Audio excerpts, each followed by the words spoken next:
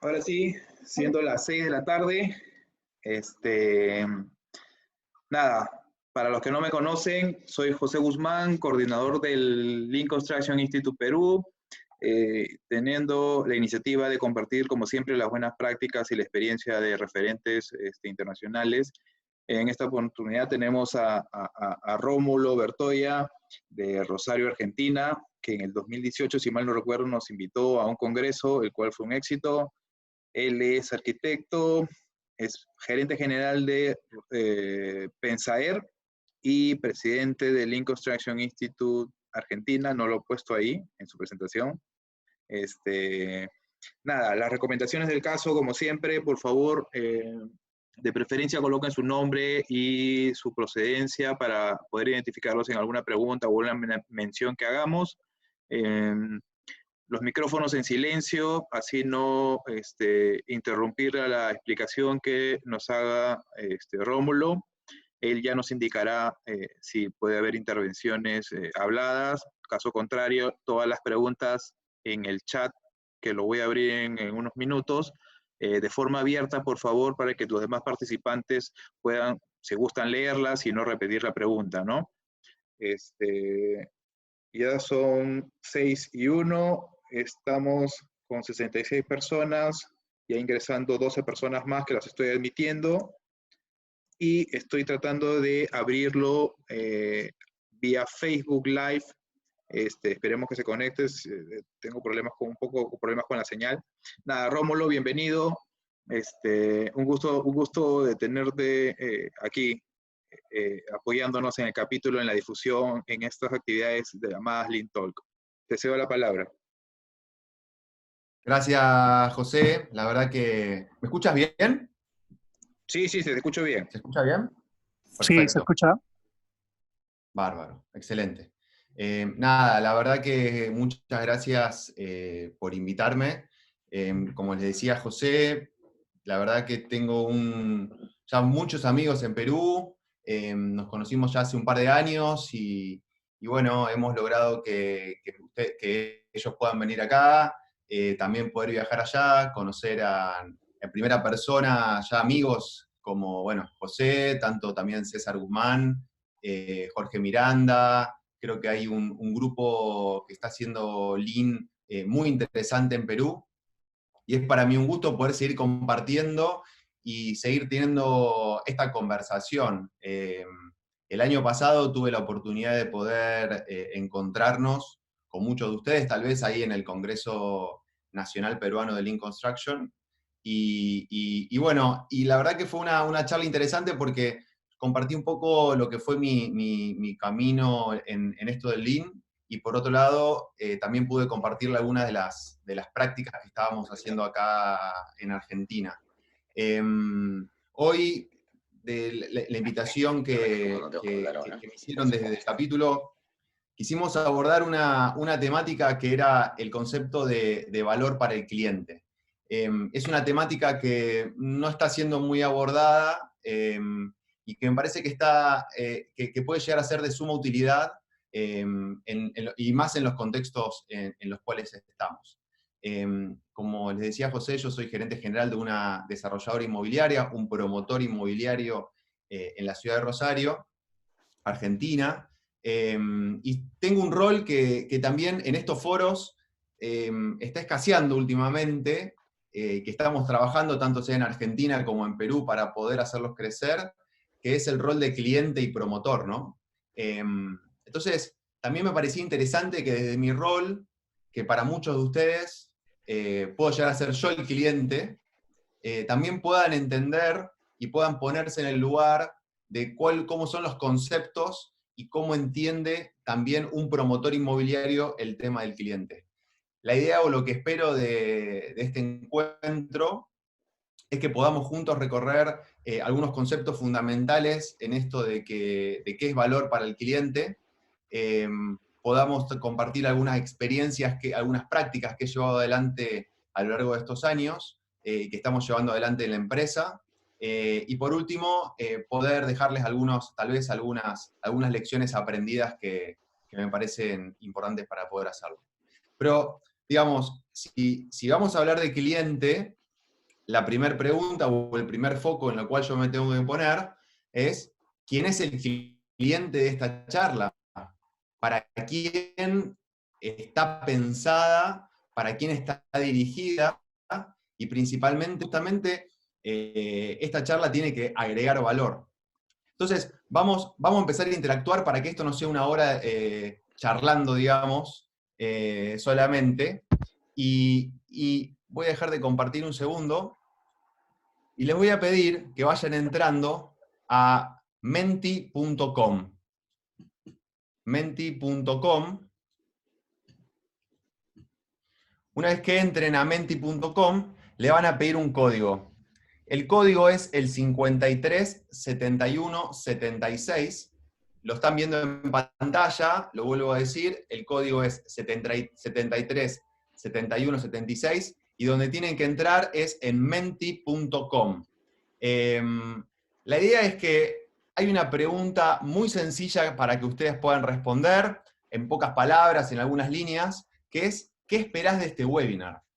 O sea, la verdad que cuando me puse a pensar de poder armar esta charla, la sensación que uno tiene, y uno ya tiene alguna experiencia, es porque yo no tenía un nombre propio para cuál poder armarle esta charla. Era difícil, porque más fácil hubiera sido, mirá, vamos a apuntarle exclusivamente a tal persona que tiene tal problemática, Rómulo, ¿qué podés hablar a esa persona puntual? Pero la verdad que no sabíamos quién iba a poder entrar dentro de esta charla. Por más que ahora vamos a compartir, hicimos algunos estudios o algunas estadísticas de quién podía llegar a ser el oyente, es muy importante poder definir qué es valor para el cliente, y en este caso, para mí, los clientes son ustedes.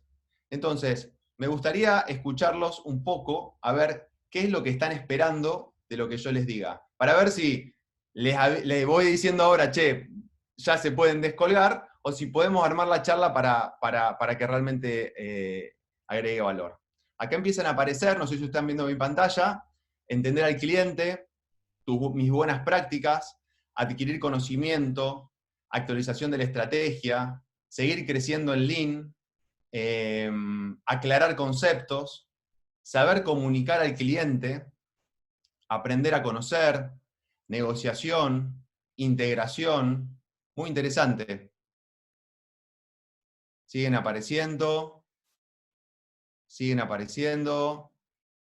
sigue, tus buenas prácticas sigue estando, lograr ventajas competitivas, muy bueno. ¿Qué busca el inmobiliario? Muy buena. Experiencias reales. Excelente. Muy bien. Satisfacción del cliente. Aprender del tema. Conocer qué es Lean. Bueno, ahí vamos a ver si podemos, aunque sea hablar algunas cuestiones más conceptuales. Cómo agregar valor. Muy interesante. Volcarlo a los clientes. Experiencias de otro país. Excelente. Muy, pero muy bueno. Todos ustedes están viendo también lo que va apareciendo, y entonces lo que vamos a hacer ahora, lo que yo voy a hacer es hacer un print de pantalla de esto que estamos viendo, y después lo vamos a compartir en la misma presentación, y después al final vamos a ver si logramos cumplir.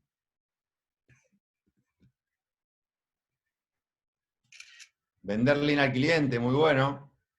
Vamos a esperar un poquito a ver qué suele. Está apareciendo mucho el código. El código no hay que escribirlo acá. Ahí lo que hay que escribir es justamente qué es lo que esperan de la práctica. 52, muy bien. Excelente. 55, excelente.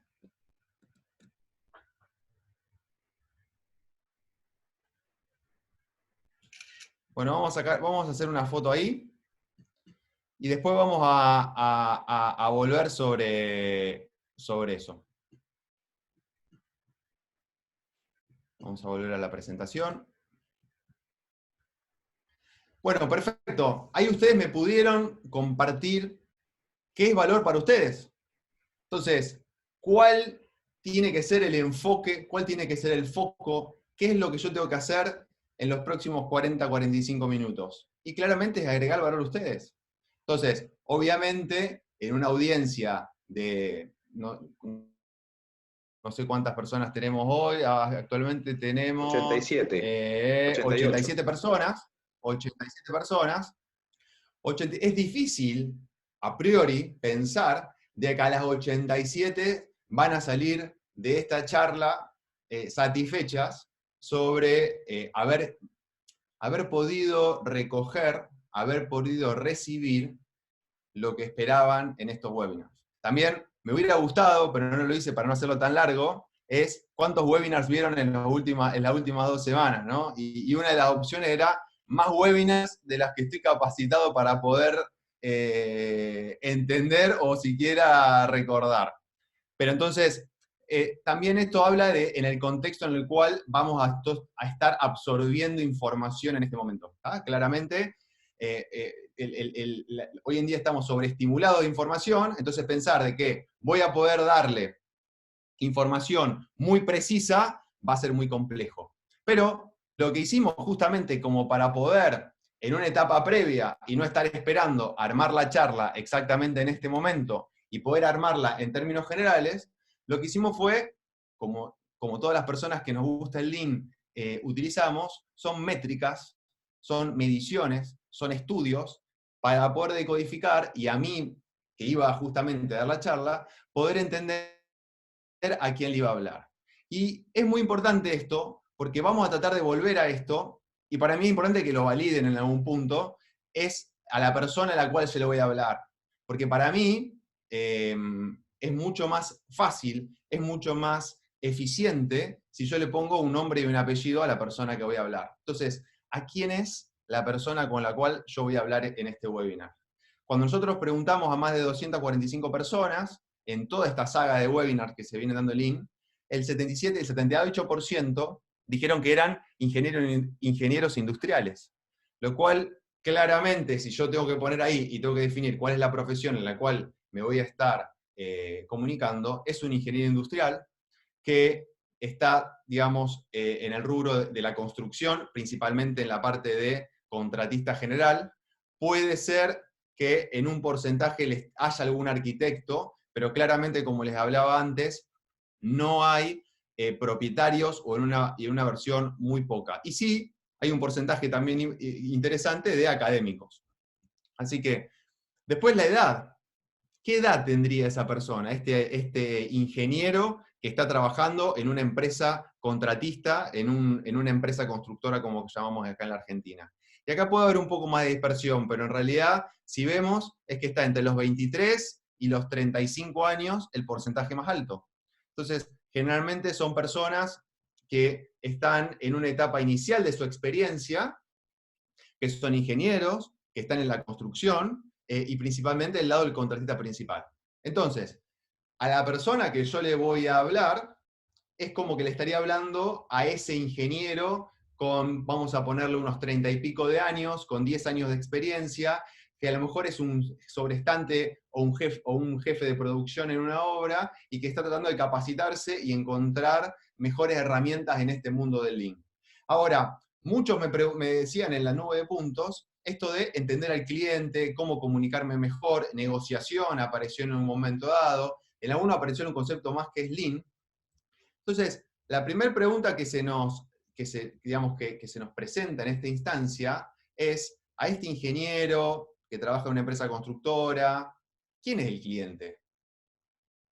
Porque tal vez para mí es sencillo, porque yo soy un promotor y yo creo que el cliente es el que me va a comprar el departamento. Punto, ya está. Es la persona que viene con su dinero y nos compra a nosotros los departamentos. Ese es el cliente. Y yo trabajo para mi cliente.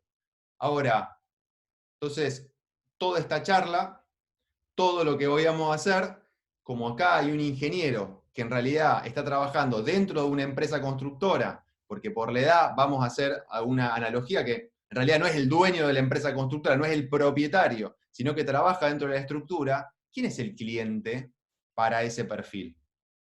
Bueno, lo que yo le voy a intentar dar, obviamente que mi experiencia como desarrollista y estas lecciones aprendidas tienen más que ver al rubro en el cual yo estoy. Lo que vamos a tratar de hacer a lo largo de todo el proceso del camino que vamos a emprender ahora en este tiempo, es ir reconociendo cuáles pueden ser los puntos de encuentro y cuáles son los puntos de relación que ustedes pueden llevar a cada una de sus disciplinas. Encontrémonos, por más que yo hice una sinteticé en un público objetivo en base a métricas, la realidad es que hay 80 y pico de personas acá, puede ser que encontremos algún dueño de una empresa, algún promotor, algún arquitecto, hasta algún vendedor de departamentos, un inmobiliario, también podemos encontrar acá. Entonces, es muy importante de que a medida que vayamos avanzando con algunos conceptos, tratemos de ir encontrando paralelismos y ver cómo lo podemos llevar a nuestro. Esto es un poco el crisol de charlas que venimos dando, que venimos escuchando. La verdad que el capítulo peruano con lo que está haciendo, para mí, es de una potencia enorme, porque no solamente está pudiendo generar estos espacios de intercambio, de comunicación, sino aparte está generando una biblioteca, porque todo esto está colgado en las redes. Entonces es una biblioteca de información gratuita, de acceso cotidiano a esta información. Más allá que hoy tenemos casi 80 personas que están acá en vivo, esto después queda colgado en las redes y lo podemos volver a tomar. Por eso también me parecía importante, yo habiendo ido a hablar a Perú, esta charla va a tomar guiños de la charla que yo di en Perú, casi como que sea una continuación. Entonces van a ver algunos conceptos que ya hablé, vamos a reforzarlos, vamos a ir en profundidad, pero lo importante es poder seguir construyendo este hilo conductor. Ahora, una cosa como hablábamos antes, cuando repasamos todos estos temas que se desarrollaron, muchas veces están enfocados, si esta es una pirámide, digamos, donde nosotros podemos encontrar cuál es la estructuración casi filosófica que podríamos tener nosotros en las empresas, y donde en la parte de más abajo tenemos cuáles son las herramientas, cuáles son las actividades, qué es lo que tenemos, ¿no? Muchos dicen, no, bueno, yo hago Lean porque tengo Post-it y porque tengo pizarrones y porque tengo los paneles. Eso es simplemente, es una herramienta, o porque nos juntamos semanalmente a hacer una reunión de planificación. Solamente por hacer eso no estás haciendo Lean en su concepto filosófico. Estás tomando netamente una herramienta. Después vamos al método, que es el cómo lo hacemos. Entonces, ahí hablamos, no, estamos trabajando bajo la metodología, por ejemplo, para poder seguir con el concepto de la planificación, Last Planner System, en su concepto más amplio. Trabajamos en todos los ciclos de las 5 conversaciones. Excelente. Entonces, no es solamente tener post-it y paneles, ya es pensar a nivel de método. Pero muchas veces, y principalmente acá en la construcción y en muchos rubros, a todos nos encanta comprar el nuevo martillo, a todos nos encanta comprar el nuevo celular. Entonces, hay nuevos métodos que van surgiendo, ¿no? Como Lean, como Agile, como BDC, como BIM. Son métodos, son herramientas de trabajo que las vamos comprando y las vamos sumando y generando productividad. Pero lo que tenemos que trabajar para que eso realmente cale hondo y sea efectivo en las organizaciones es trabajar en base a cuáles son los principios y valores que rigen el por qué usar esas metodologías. Entonces, cuando hablamos de principios, hablamos de qué pensamos.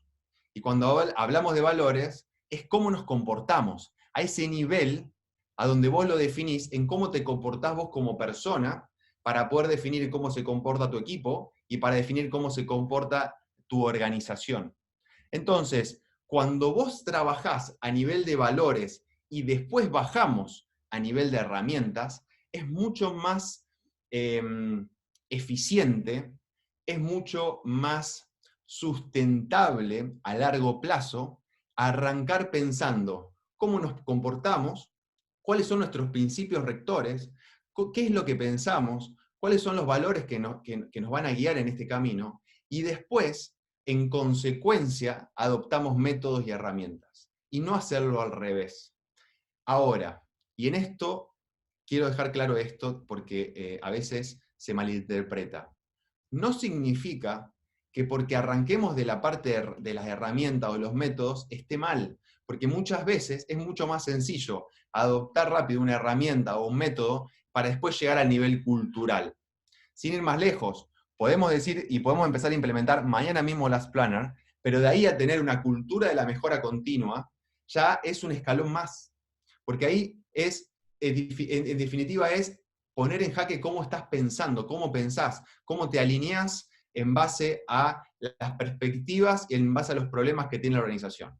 ¿Por qué hice esta entrada, a lo mejor un poco más teórica, de cómo vamos a entrar al concepto de valor? Porque quiero entrar al concepto de cliente y el concepto de valor por arriba, no quiero entrar por abajo. Quiero que la parte de abajo de algunas herramientas o algunos tips de métodos lo veamos al final. Vamos primero a lo conceptual, entremos por la parte más filosófica, más conceptual, para bajar a las herramientas. ¿Por qué? Porque si solamente tiramos las herramientas, va a fracasar a largo plazo. Porque en definitiva no les va a encontrar sentido y en algún punto va a decir, bueno, al final esto lo hago, esto no lo hago, y como no forma parte de la cultura de tu empresa, va a terminar cayendo. Entonces, vamos a los conceptos básicos sobre qué es Lean. Ahí en una de las expectativas que tenía es aprender qué es Lean, lo cual puede haber muchas personas acá que tengan mucha experiencia en Lean, puede haber algunas personas que no tanto. Entonces vamos a nivelar un poco la carga de la información. Y muchas veces pasa que también, por más que vos tengas muchas prácticas Lean, siempre está bueno volver a los conceptos fundamentales, porque son los rectores, son los que te marcan el verdadero norte de lo que vos tenés que hacer. Según Womack, Womack es, yo creo, uno de los padres del Lean.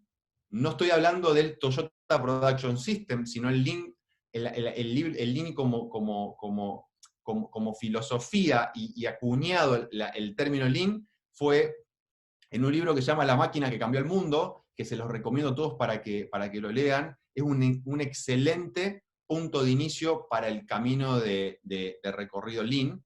Es un libro del año 1982, a donde el MIT manda a hacer una especie de búsqueda en un montón de fábricas automotrices de todo el mundo y hacer una comparativa entre el método tradicional de construcción y el método que estaba haciendo Japón en ese momento. En ese momento no tenía nombre Lean, no tenía nombre nada.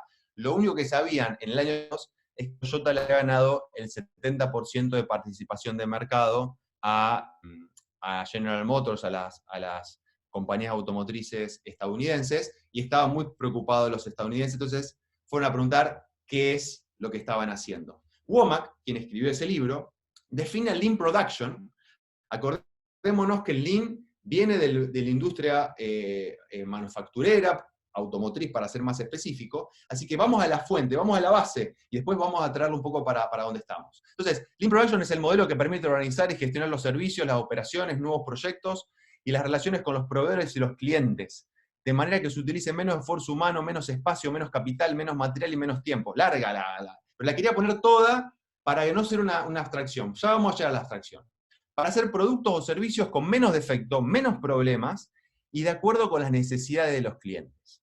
Entonces, de golpe, empieza a aparecer en el concepto Lean más, digamos, más básico, si queremos, en algún punto, el primigenio. Ya no estamos hablando de herramientas. Acá lo que estamos hablando es cuál es el ideal Lean. Empieza a hablar que tenemos que, digamos, prestar mucha atención, estar de acuerdo con las necesidades de nuestros clientes. Pero de cualquier modo, no. Tenemos que hacer, eficientizar todo lo que son los recursos. Menos capital, menos material, menos tiempo. ¿Está? O sea, haciendo como, ahora sí, vamos a tratar de comprimirlo un poquito más y vamos a sacar el Lean Production, vamos a ponerle Lean para que después lo podamos tomar nosotros también en la construcción. Entonces, vamos a hacer un consenso a donde Lean busca satisfacer las necesidades y expectativas del cliente con el menor consumo de recursos a través de la continua eliminación de desperdicios, variaciones e inflexibilidades. ¿Está? Entonces, ¿qué es Lean? Entonces, la pregunta inicial de la charla, ¿qué es valor para el cliente? En definitiva, no es más esa pregunta que de poner en el centro de la discusión, ¿qué es Lean? ¿Qué es lo que estamos haciendo? ¿Para qué estamos haciendo esto? ¿Para qué nosotros utilizamos a Lean como filosofía de trabajo? Porque lo que estamos intentando hacer es satisfacer las necesidades y expectativas, porque las necesidades pueden ser netamente cuantitativas, las podemos definir con números. Las necesidades, está la pirámide de Maslow que define cuáles son las necesidades de las personas y cómo va escalando. Ahora, las expectativas son completamente subjetivas. Entonces, ustedes, 70% de ingenieros civiles que me están escuchando, que aman los números, que aman los gráficos, tienen que saber que para poder ser Lean, tienen que aprender a manejar las expectativas de los clientes. Y las expectativas son subjetivas. Son personas. No son Excel, no son máquinas, son personas. Entonces, es muy importante que vamos a tener que empezar a desarrollar, vamos a tener que empezar a hablar, vamos a tener que mirar a otras industrias, ciertas herramientas en las cuales no nos capacitan, no son parte de las currículas de las universidades, y hay palabras como empatía, que hasta nos da como una especie de piel de gallina, digamos, pensar en empatía en ingeniería civil, en cálculos rurales, de estructura isostática, y vamos a hablar de empatía, bueno, ahí entramos el borderline con una visión a veces bastante difícil para poder abordar para las ciencias duras. Y estoy queriendo hacerlo lo más protocolar posible, pero es así. Tenemos que aprender a lidiar con personas. Y con personas son con toda la complejidad que tiene una persona y que trae consigo. Ahora, sí está la parte, que es la parte que ya estuvimos viendo en todos los webinars, y hay un montón de bibliografía, y podemos hablar un montón sobre cómo podemos hacer para eficientizar, cómo podemos hacer para eliminar recursos, para eliminar desperdicios, para tratar de eliminar variabilidad. ¿Está? Esa parte del Lean está, y es donde nos hacemos fuerte, y tenemos métodos, y tenemos herramientas, y trabajamos sobre productividad, trabajamos sobre las planners, o sea, hay un montón de herramientas que podemos trabajar para poder atacar en esa parte. Ahora, lo que yo quiero trabajar hoy con ustedes es cómo hacer para entender y cómo hacer para definir cuáles son las necesidades y expectativas de los clientes. Y quieren que les diga una cosa que se la voy adelantando para el final, tipo spoiler. Esto no es ciencia dura. O sea, no les voy a decir hagan un Excel y pongan una macro y una fundación. Estas son personas. Entonces, esto tiene más que ver con la antropología que con las ciencias duras. Sigamos. Entonces volvemos a qué es valor para el cliente. Y acá lo que me gustaba era contarles dos casos, dos experiencias que me parecen muy interesantes para poder compartir con ustedes. Mi formación es arquitecto, así que obviamente que traje una que viene del mundo más de la arquitectura, y después para poder satisfacer su cerebro más ingenieril, les traje también una que tiene que ver con la parte más de la ingeniería civil, de la infraestructura, para ser más específico. Ahora, ¿qué es lo que quiero demostrar acá? Quiero demostrar, volvamos a lo mismo, qué es lo que estamos tratando de abordar en esta charla, es qué es valor para un cliente. Entonces, esta es la casa Farnsworth. La casa Farnsworth está ubicada en Plano, Illinois, en Estados Unidos. Fue construida por Mies van der Rohe. Mies van der Rohe es, para los arquitectos, es una especie de un pope, es un iluminado de la arquitectura principalmente racionalista en las posguerras de Europa del siglo pasado. Mies van der Rohe es uno de los padres de lo que se denominó el racionalismo. Ustedes lo que ven acá es una casa que hoy parecería súper moderna, súper alineada a los estándares que todos tomamos como real, pero lo que tenemos que proyectar es que esta casa fue proyectada en el año 1946. Para que ustedes tengan una idea, los autos de esta época eran esos autos de las películas viejas. Tendría que haber puesto alguna imagen, para la próxima se los prometo, de lo que era ese contexto. Pero vayamos un poco a lo que es la historia de esta casa. Es una historia de casa que es una estructura metálica elevada del piso, completamente vidriada en todo su perímetro, donde no tiene absolutamente ningún mueble ni ninguna pared. Es todo vidrio 360 grados, y todo lo que es la parte del mobiliario está en el centro. Esto hoy parecería arquitectura normal. Pero, ¿qué fue lo que pasó? ¿Y qué es lo que no estamos viendo? O sea, hoy, si yo me paro desde el lado de la arquitectura, digo, esta es una de las casas más emblemáticas en las viviendas unifamiliares del siglo, ¿no? Es una joya del diseño y del diseño y puesto al detalle, ¿no? Mies van der Rohe tenía una frase que era menos es más. Por eso, si ustedes ven la delicadeza de los detalles, no hay nada de más, no hay ornamentación, no hay absolutamente nada. Ahora, ¿qué es lo que no estamos viendo? El cliente. Les cuento, el cliente fue Edith Farnsworth, perdón. Era una doctora muy prestigiosa de la Universidad de Northwestern, y que lo que le pidió a Mies van der Rohe, ella tenía unas, ahí en las afueras, digamos, de Illinois, tenía una porción de tierra, dice, yo quiero un refugio, algo para poder yo escaparme los fines de semana y estar tranquila. Era una persona muy estudiosa, que le gustaba mucho el trabajo de introspección, de mucho estudio, y Mies van der Rohe le genera este proyecto. ¿Cuál creen ustedes que fue la recepción de ella ante esto? La realidad es que me encantaría poder abrir el juego, pero vamos a ir un poco más rápido. ¿Cómo ustedes lo ven, cómo ustedes lo proyectan, cómo ustedes creen que fue la recepción? Les cuento que terminaron en un litigio judicial el arquitecto con la dueña. La mala lengua dice que también hubo ahí como un romance, pero la dueña le hace un juicio a Mies van der Rohe, porque del presupuesto original, que eran $58.000 en ese momento dado, terminó pagando, en realidad ella no quería terminar de pagar los $73.000 que le quería cobrar Mies van der Rohe por terminar de construir la casa, ¿no? Había un incremento de más de un 25% en el costo de construcción. Esta obra, aparte, demoró 5 años en construirse. Ese cuadrado, que podría ser el obrador de cualquiera de las obras de ustedes, demoró 5 años en construirse. Lo cual, las expectativas del cliente en cuanto a la obra eran nefastas.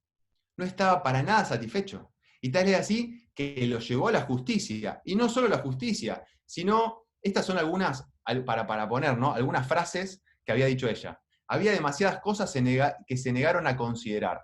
O sea, ahí está la visión de Mies con respecto al concepto de cliente, ¿no? Por ejemplo, quería que el armario fuera de 5 pies por razones de arte y proporción, hasta lo hace así medio jocosa. Pues bien, resulta que yo mido 6 pies. Como mi casa es un espacio abierto, yo necesitaba algo para poder cubrirme cuando había invitados. Quería cambiarme de ropa sin que mi cabeza pareciera estar colgada sobre la parte superior del tabique sin cuerpo. Era grotesco. Otra, no guardo el cubo de basura bajo el fregadero. El fregadero es el lugar para lavar en la cocina. ¿Y saben por qué? Porque la cocina se ve desde la carretera, desde la ruta, y eso estropearía la apariencia de la casa entera. Así que lo guardo en el armario lejos del fregadero. O sea, fíjense a qué nivel el arquitecto puso la arquitectura que él estaba pregonando en ese momento por encima de lo que son las propias expectativas de un cliente. Y lo llevó a extremo de que el cliente le tuvo que demandar judicialmente. Les quiero decir que judicialmente Mies van der Rohe ganó el juicio, o sea que la propietaria tuvo que pagar ese 25% de más, pero la propietaria nunca logró habitar, por más que vivió ahí, nunca la logró habitar bien. Para que usted tenga una idea, Mies no le quería dejar poner cortinas. A ese nivel estábamos llegando. Entonces, Por eso lo pongo, porque aparte también, si hay algún arquitecto escuchando, esta historia a lo mejor es conocida, y si no, es un buen punto para tener claro y para poder ver cuánto escuchamos a nuestros clientes también desde el punto de vista del diseño. Y cuánto nosotros tomamos en cuenta eso, o no ponemos otras cuestiones por encima, cuando en realidad esto no dejaba de ser una casa para ella. Por más que hoy para mí es un emblema de las casas unifamiliares racionales, si no tiene la función de casa primero, no es un emblema. ¿Está? O sea, tenemos que ir a cuál es la cuestión funcional inicial, que era cuál es la necesidad que tenía que cumplir, y después, como decíamos antes, cuál es la expectativa. Claramente en este caso no se cumplieron las dos. Pero vamos a un caso que a ustedes les va a gustar más, seguramente, que es el caso del Eurotúnel. El Eurotúnel es un caso fantástico. Yo quiero hablar, voy a tratar de hablar medio rápido, porque tenemos muchas cosas para ver, pero esto es como para hacer una charla entera de Eurotúnel, digamos, ¿no? Porque es algo espectacular. Pensemos que en el año 1986, Margaret Thatcher y François Mitterrand firman el convenio para hacer un túnel que cruza por debajo del Canal de la Mancha para unir dos países que muchísimos años estuvieron en guerra, ¿no? O sea, entonces Francia, digamos, Inglaterra, siempre tuvieron una experiencia muchas veces belicosa. Pero en este caso eran dos países, dos potencias, que se ponen de acuerdo para poder hacer una obra de infraestructura majestuosa. Es un túnel de más de 50 kilómetros que iba a pasar por debajo del Canal de la Mancha. Hay una imagen que inician las obras en diciembre del año 1987 y empiezan, que es una cosa, también es para hacer una película, 4.000 obreros desde Francia, 4.000 obreros desde Inglaterra, y empiezan a cavar en conjunto para poder encontrarse en algún momento dado, ¿no? Es una cosa espectacular. Ahora, vamos a las partes que nos competen en este mundo Lean. ¿Cuál era el presupuesto estimado al momento del inicio? 4.500 millones de euros. ¿Qué pasó?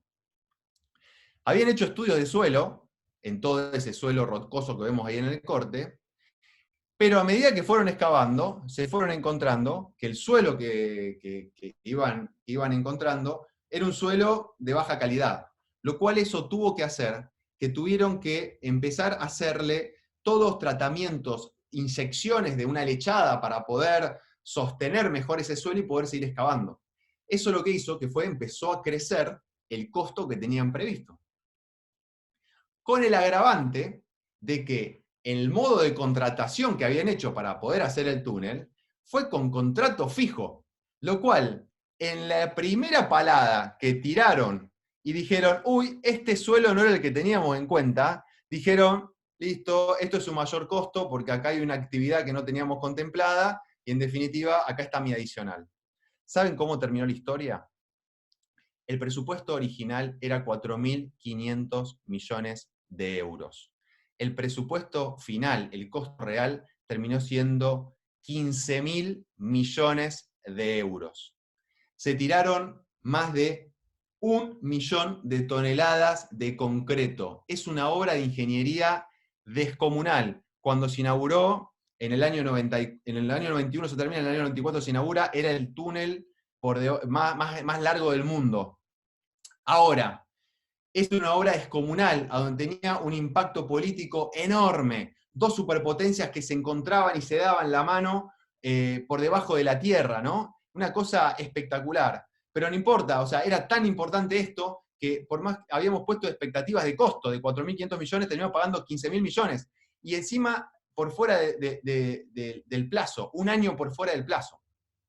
Pero bueno, todos estamos acostumbrados que en la construcción a veces las cosas no se terminan en tiempo y en forma, pero no importa, está el túnel. Lo más importante es estar comunicados, porque en definitiva, ¿cuál es la necesidad que este túnel estaba satisfaciendo? Bueno, unir dos países, hacer que la comunicación sea mucho más fluida. Seguramente todo este esfuerzo, todo este sobrecosto, todo este tiempo, hasta hubo muertes en este túnel, vale la pena porque vamos a estar pudiendo cumplir las expectativas, las necesidades principalmente que ahora se estaban dando. El Eurotúnel lleva más de 20 años, y esto fue el año 2014, o sea que ahora podemos ponerlo un par de años más, subutilizado.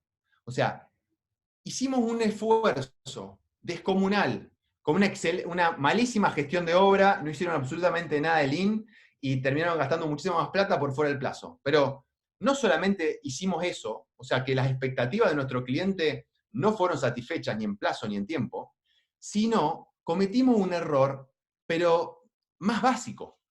¿Y saben cuál es el error más básico? Hicimos un túnel que tiene la capacidad para poder trasladar a 30 millones de pasajeros y 15 millones de toneladas de productos. ¿Saben cuántos pasajeros estamos trasladando ahora en el Eurotúnel? 7 millones. Un tercio de lo que está capacitado para poder trasladar. ¿Y saben cuántas toneladas? De 15 millones que podemos hacer, 1 tonelada. O sea, lo que mató al Eurotúnel, lo que lo está matando y lo que hace que esté subutilizado y que tenga que pedir constantemente plata al gobierno para poder mantenerlo, es la experiencia del usuario. No se pusieron a pensar qué es lo que prefiere la gente hacer. Vos tenés dos alternativas para cruzar el Canal de la Mancha, el túnel o los ferries. ¿Qué es lo que mató el túnel? La experiencia del usuario. ¿Por qué la gente hoy está subutilizado? Porque la gente prefiere ir en el ferry.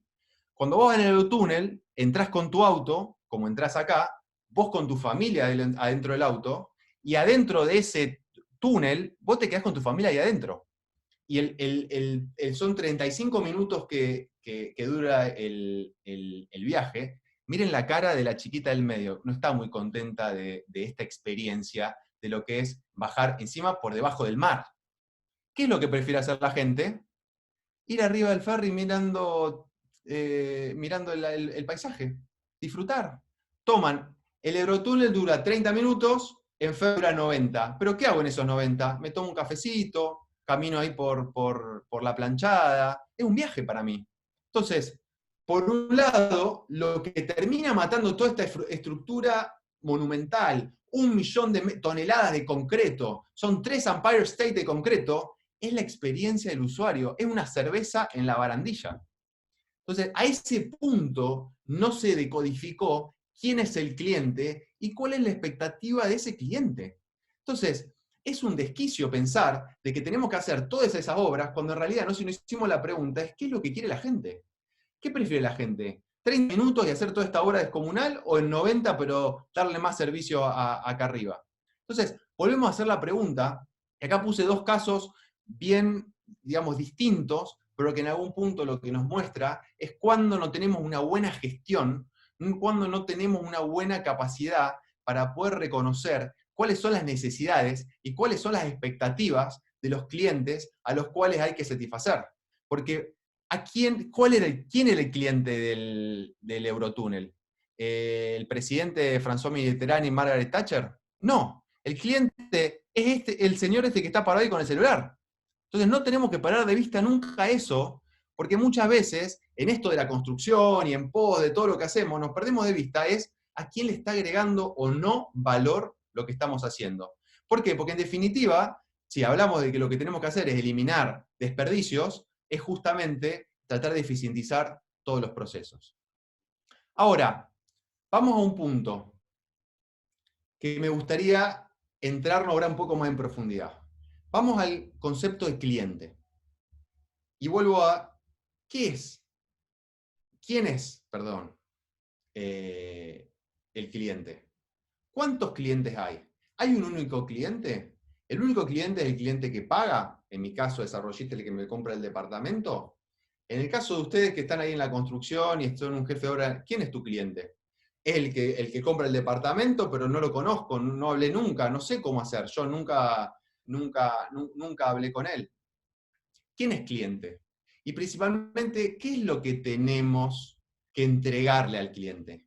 Aquí hay una frase que me encanta y me parece que empezamos también a ir un poco más en profundidad, que es entregar al cliente interno y externo. Ahí ya empezamos a decodificar que no hay un único cliente, hay un cliente interno y un cliente externo, exactamente lo que necesita para cumplir con su propósito sin desperdicios. Entonces, acá agregamos dos dimensiones a lo que veníamos hablando antes. Una es el concepto de cliente interno y externo, o sea que hay varios clientes, y segundo es el concepto de cumplir con su propósito. Entonces, tenemos que codificar no solamente al cliente, sino también cuál es el propósito. ¿Cuál es el propósito que él tiene para nosotros poder satisfacerlo? Entonces, vamos a ver qué tipo de cliente tenemos. Tenemos el cliente que paga, en este caso, en Pensaer, es nuestro usuario final o nuestro inversor, que es quien compra el departamento. En este caso lo vamos a denominar cliente externo, pero en una empresa constructora, por ejemplo, yo soy el cliente externo de la empresa constructora, yo desarrollista, yo promotor. Ese es el cliente que nos está pagando. Si yo voy a hacer una casa, yo puedo ser el cliente y la empresa constructora, digamos, es la persona que me tiene que proveer esos servicios. Ahora, si yo soy un empleado de una empresa constructora, ¿quién es el cliente que paga? ¿No? O sea, es mi jefe, es mi empresa. Entonces yo ya primero tengo un cliente que es mi empresa, a la cual yo tengo que agregarle valor, a la cual yo tengo que tratar de codificar cuáles son sus necesidades, cuál es su propósito, y ahí entregarlo sin desperdicio, pero también tenemos que aprender a reconocer que esa empresa constructora tiene otro cliente que el que paga, que tal vez, por ejemplo, es el promotor, y que el promotor es otro. Entonces, empezar a construir esta cadena es fundamental, porque esa cadena es la que se empieza a articular. Entonces, en nuestro caso puntual, y acá voy a ir medio rápido, es entender que detrás de cada uno de nuestros edificios siempre hay una persona que nosotros soñamos que va a vivir en él. Del mismo modo que lo hicimos juntos medio al inicio, es proyectar, es definir un target, es a quién le voy a hablar. Entonces, en nuestros edificios nosotros lo denominamos targeting, hacemos encuesta de curva de valor, a donde lo que hacemos es medimos en distintas dimensiones la empresa cómo nos ven desde afuera, para poder así decodificar y reforzar algunas cuestiones de la marca, pero después principalmente cuando hablamos de edificios puntuales, definimos un target específico, le hablamos a una persona en particular, y esto es fundamental porque ahí pasamos de pensar, en este edificio salen tantos departamentos de un dormitorio, a quién le agrega valor vivir en este edificio. Entonces, ahí tomamos en cuenta cuál es la zona, según la medida del terreno, qué tipo de unidades salen, y ahí entonces ya empieza a trabajar en cascada para los diseñadores qué tipo de amenities le tenemos que hacer, qué tipo de producto le tenemos que brindar. Este es, por ejemplo, el caso de Nitu, es un edificio que nosotros hicimos específicamente para familias con hijos en edad escolar o adultos, digamos, mayores, pero que están viviendo en un radio céntrico en la ciudad de Rosario, porque este edificio estaba enclavado en un lugar donde están todos los colegios primarios de la zona. Entonces, lo que para poder trabajar, una vez que definimos ese target, hay algunas herramientas que se las recomiendo para que les estudien. Esto lo desarrolló Stanford, es el Design Thinking. Y acá volvemos a trabajar sobre conceptos que lo que les decía es, esta es una herramienta que les diría que la tomen para cuando tengan que diseñar, cuando tengan que fijarse. Una vez que ustedes definen quién es el cliente, de qué modo le puedo generar algún producto que le agregue valor. Entonces, decir, Rómulo, yo soy ingeniero civil, no diseño producto, ¿en qué me puedo llevar esto? No importa, vos brindás un servicio. Entonces, esto no es solamente para diseñar un producto, esto también se puede hacer para diseñar un servicio. Si vos sos un académico, esto se puede usar también para diseñar una clase. Esto, si vos sos una empresa constructora, esto es para diseñar la experiencia del cliente de la constructora. Esto se puede utilizar para absolutamente todo. Para que ustedes tengan una idea, este sistema se utilizó, por ejemplo, en los Estados Unidos para poder mejorar el sistema de alimentación en los colegios públicos. En los colegios que daban comida chatarra, idearon con este sistema de cómo podían mejorar eso. Entonces, arranca sobre el concepto de empatía, empatizar, poder ponerte en el lugar del otro para poder reconocer cuáles son sus necesidades, definir claramente cuáles son sus necesidades, ponete a idear rápidamente cuál va a ser esa propuesta de valor que le vas a dar, prototipala, rápidamente prototipala, evaluala, probala y volvé a hacer el loop, ¿no? Esto es un loop constante. Equivóquense rápido, háganlo rápido. No quieran hacer un proceso de un año para generar un producto o un servicio. Háganlo una semana y vayan probándolo y háganlo escalando como lo hacen con los sistemas ágiles. Esto es una hibridación, pero que voy un poco más rápido porque no va con los tiempos, que es muy interesante de cómo poder usar Design Thinking con Agile, con Lean, que puede ser muy bueno. Este es un caso de un edificio de NITU, donde nosotros no solamente el producto, sino las placas las podemos hacer, y este es el producto que nosotros hacemos. Acá esto es un pequeño video del diseño que hicimos de los amenities de este edificio, que estaba pensado para familias con hijos en edad escolar, y cómo lo que generamos es como una plaza urbana dentro del propio edificio, pensando en un lugar donde los padres puedan bajar a estar con sus hijos, sin necesidad de ir para afuera. Y cómo poder generar distintos espacios de uso en ese mismo espacio de encuentro e intercambio, con plaza de juegos para chicos. Obviamente que también les muestro esto porque utilizamos realidad virtual, recorridos virtuales, Building Information Modeling, para poder llegar y que tu cliente vea y entienda con anticipación y lo más claro posible cuál es el valor que el buque les va a dar. En una de las cuestiones que habíamos visto en el que ustedes escribían es qué es satisfacción para el cliente. En realidad, satisfacción para el cliente, como lo entiendo yo, es brindarle la información lo más claro posible a tu cliente de qué es lo que vos vas a hacer y hacerlo. Entonces, para eso las herramientas digitales de construcción virtual son fundamentales porque sin lugar a dudas te muestran cuál es el producto que vos podés brindar. Si vos vas a brindar un servicio que es un intangible, que no le podés hacer recorrido 360, sí podés definir claramente cuál es el servicio que vos podés brindar en ese caso.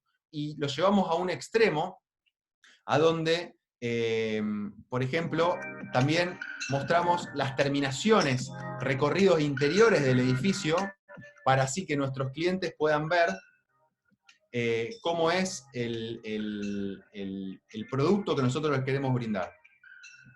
Esto es una propuesta de mejora en esto que nosotros hacemos con nuestras inmobiliarias que nos comercializan de lecciones aprendidas rápidas, iterar rápido, aprender rápido, que nos dijeron, en vez de hacer en un papel escrito cuáles son las características técnicas, ¿por qué no hacemos un recorrido por adentro del departamento y le vamos marcando cuáles son los highlights, cuáles son las terminaciones distintivas que puede tener el edificio?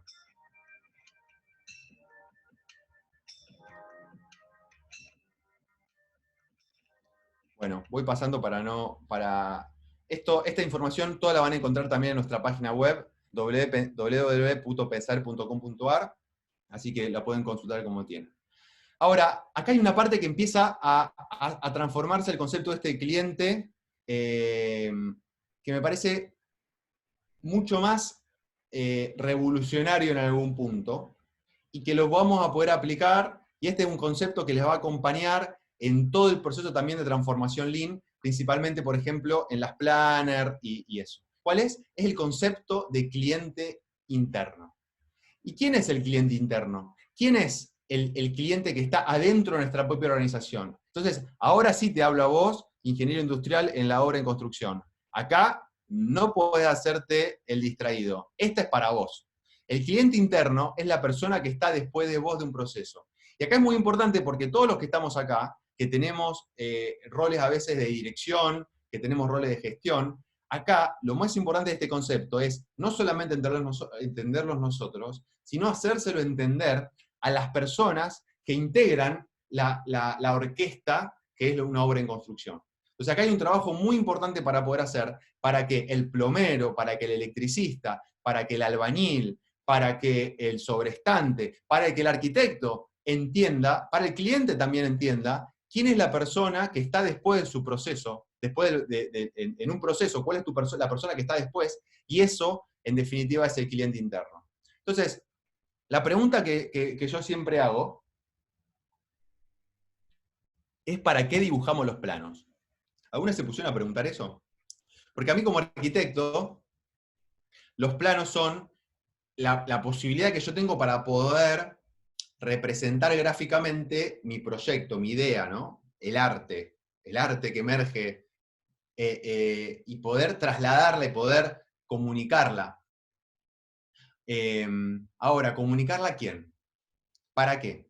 Para comunicarla al cliente, para comunicarla a la empresa constructora, para poder comunicarle a quién.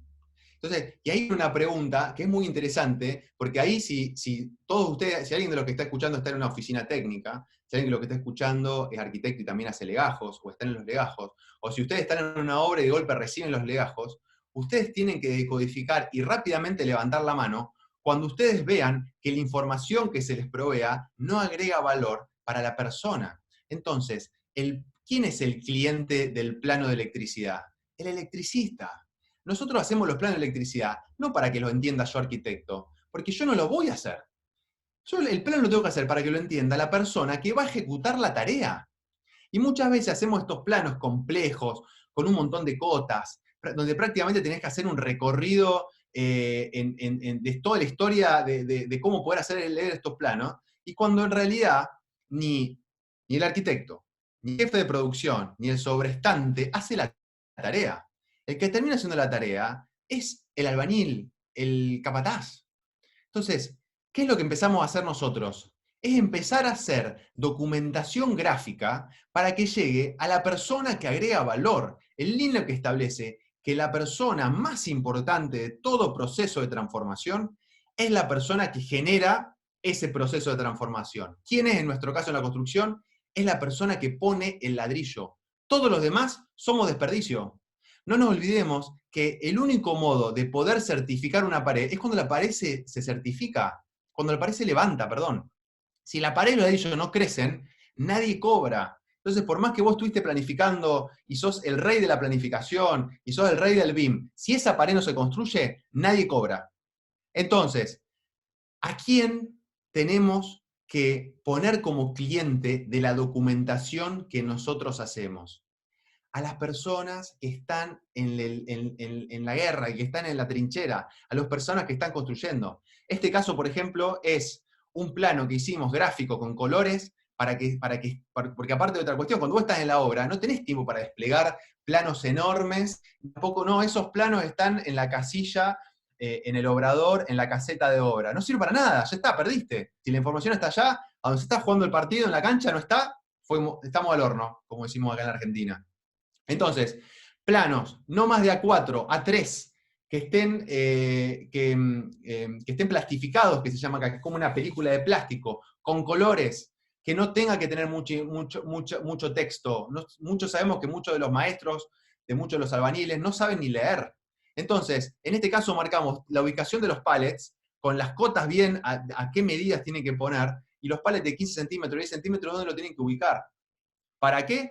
Para poder construir las paredes violetas, que justamente, como ven los cuadrados, por ejemplo, celestes, es los pallets. Y la pared que está al lado, que es celeste, es a donde ese pallet, los ladrillos tienen que estar. O sea, tenemos que empezar a eficientizar todos esos procesos y la comunicación de la información, o poder marcar cuáles son las etapas. Entonces, el primer día vamos a hacer esto, el segundo día esto, el tercer día esto. O llegar al nivel de detalle, decir, acá ponés 2 ladrillos, y en el día 4 levantar las primeras 4 hiladas, en el día 5 las segundas 2, y así. Llegar a ese nivel de información. Ahí es cuando la información realmente agrega valor. Obviamente, y acá es donde también tomo, es difícil tal vez para un arquitecto que hizo ese primer proyecto original, llevarlo a este nivel de detalle. Pero acá es donde tenemos que trabajar arquitectos y constructores en conjuntos. De nada sirve que el arquitecto haga toda la documentación gráfica cuando esa documentación no tiene un paso por el equipo técnico de construcción para poder digerir esa información y poder llevarla lo más eficientemente posible a donde se está jugando el partido, que es en la cancha, que es en la obra.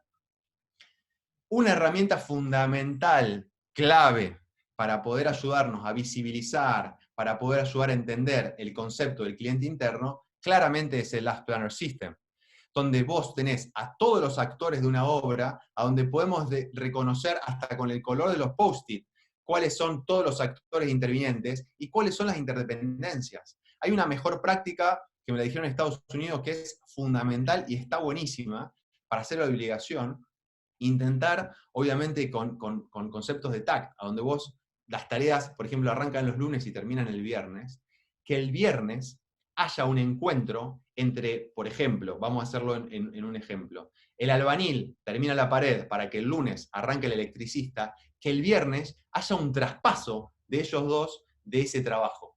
Entonces, juntos recorren el área donde el albañil acaba de terminar, recorren que el albañil haya dejado limpio para que el lunes el electricista pueda entrar. Ahí es donde más se grafica este concepto del cliente interno.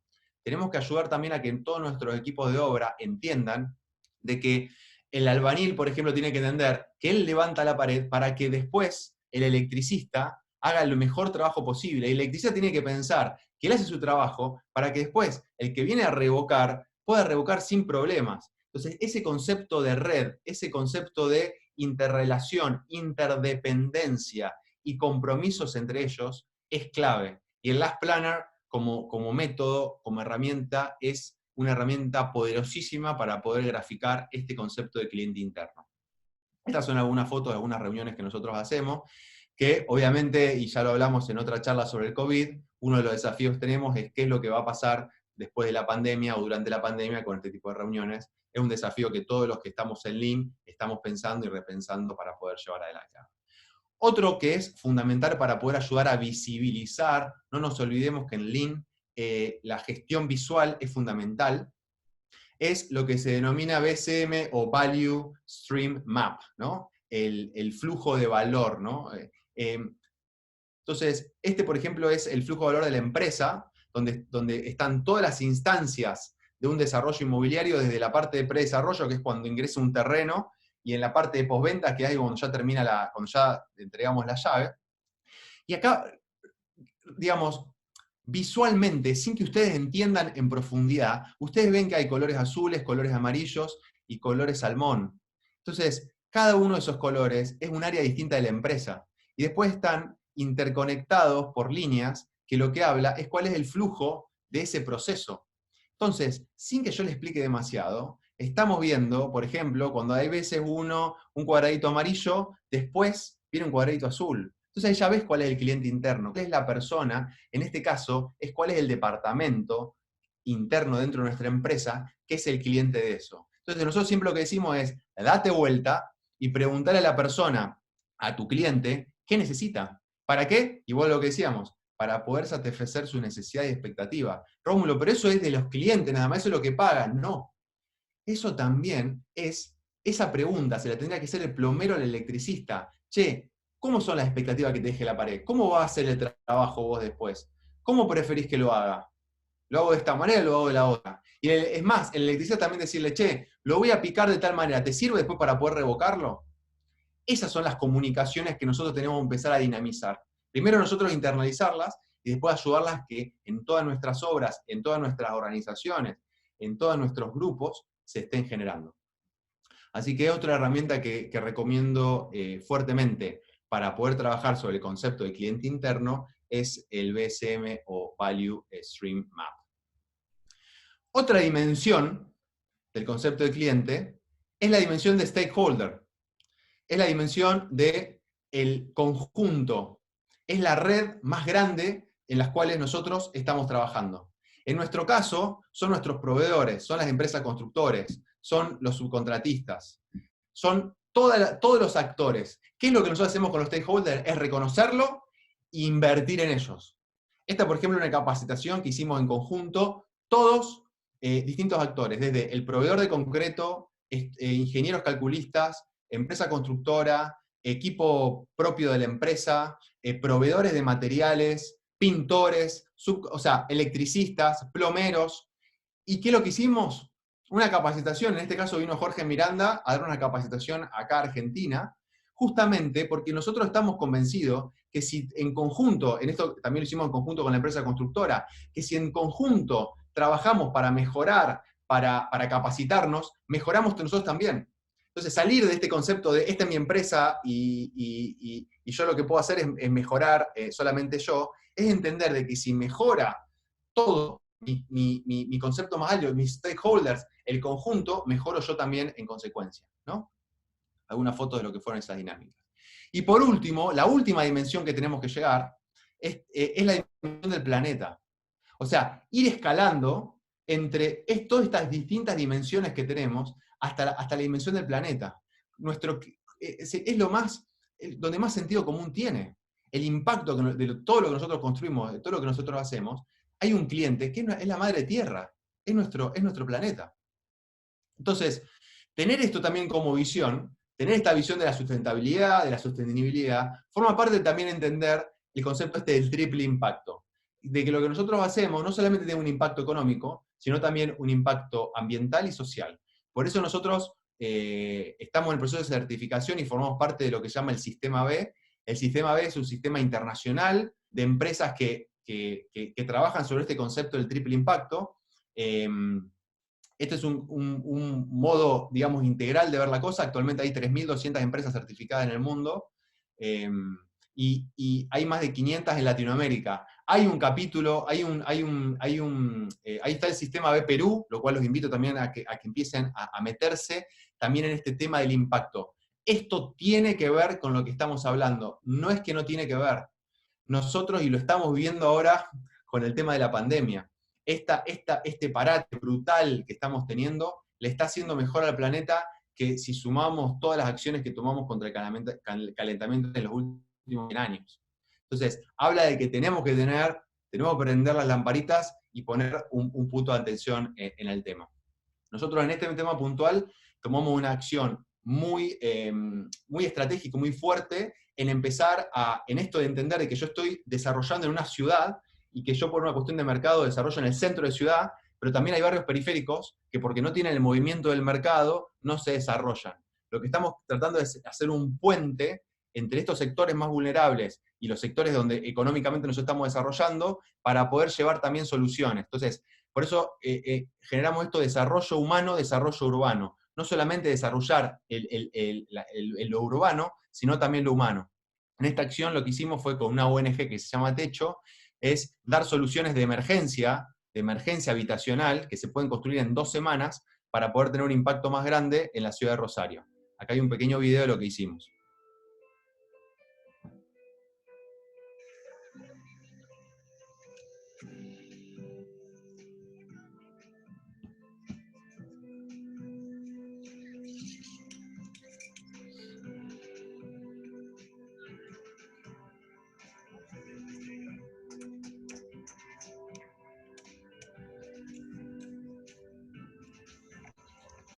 ¿Por qué le tiene la importancia esto? Porque no solamente integramos de vuelta en el modo Lean, integramos a las familias que van a recibir esto, pero también nos integramos a nosotros, parte del equipo, que ponemos nuestras manos. Hay una cuestión que también es mágica. Nosotros somos todos constructores, pero no estamos mucho acostumbrados a construir. Bueno, esto fue una experiencia única para nuestro equipo, para inmobiliarias, para clientes, porque nosotros lo que hicimos fue por cada departamento que vos comprabas, le construías una casa a una familia. Entonces, la verdad que fue una experiencia sumamente gratificante. Y lo traigo porque tiene que ver con Lean. Si nosotros ponemos en el centro a las personas, que es lo que establece el Lean, si nosotros vamos a trabajar sobre este concepto más amplio de contexto, de cuál es el ambiente, cuál es la ciudad, cuál es el contexto social a donde yo estoy inmerso, tenemos la responsabilidad de poder accionar al respecto. Esto es un poco repaso, como para que veamos. Es bien torpe.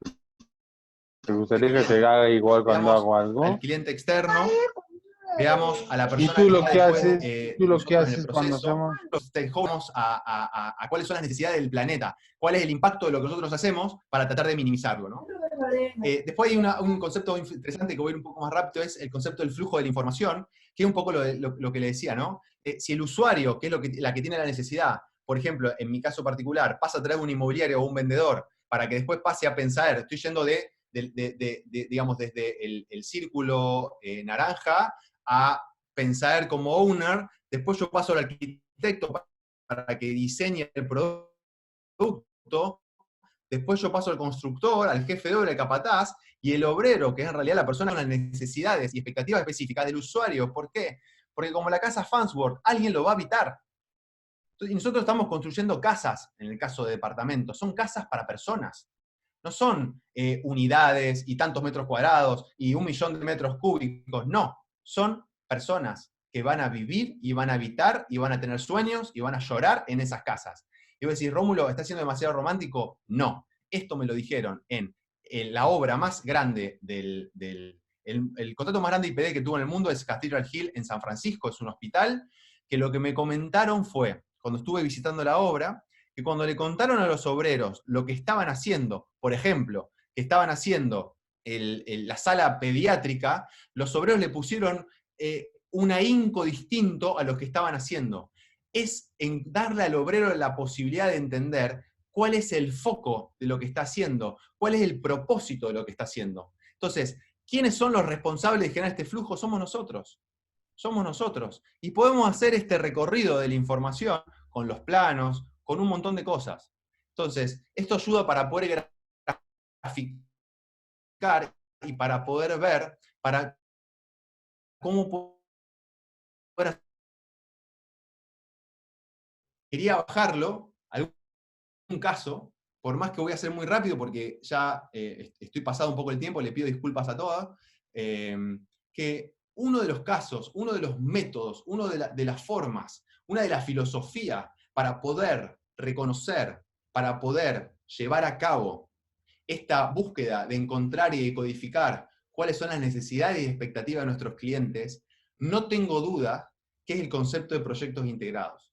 O sea, y ahí lo estoy llevando a un nivel más amplio. Si nosotros queremos abordar desde la construcción, si nosotros queremos satisfacer las necesidades y expectativas de nuestros clientes, agregando valor y eliminando los desperdicios, no hay otra alternativa que no trabajar sobre proyectos integrados, ¿no? Trabajar sobre el concepto de Integrated Project Delivery, IPD, Lean. Hay un montón de charlas, hay un montón de ponentes que hablaron sobre conceptos de proyectos integrados que son para aprender un montón. Lo que le digo es, tómenlo y ejecútenlo.